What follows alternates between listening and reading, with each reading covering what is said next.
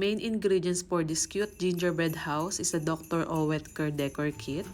And also from IKEA, this Winter Saga gingerbread house kit. Here is the kit. It includes glue, M&Ms, sprinkles, and some colored glues, which you will be able to use in decorating your gingerbread house. First, soak the big glue in a hot water before using it. Pay attention for the cracked biscuits, otherwise you can use the glue. There are additional 3 coloring glues and don't put it in a hot water. These are just decorating materials. After soaking the glue in hot water for 5 minutes, build your gingerbread house and follow the instructions in the cardboard. Apply numerous amount of glue on the edges.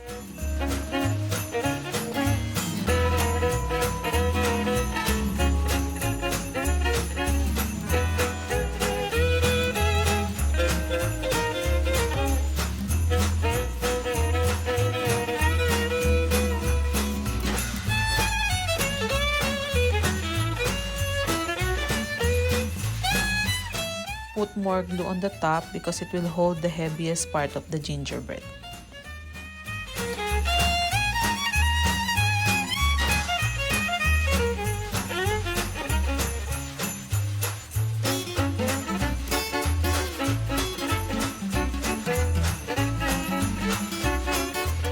Secure both roof to hold it together.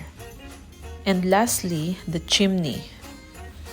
You can put this on the center of the roof or on the side. It depends on your preference.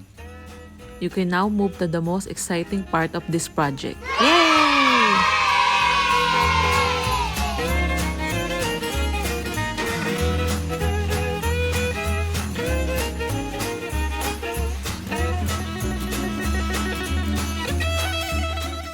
I'll put more glue between the roof to secure it tightly.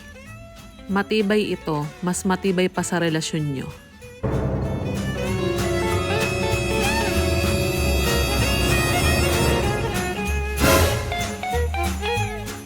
Bitter ka, bes? Back to our project.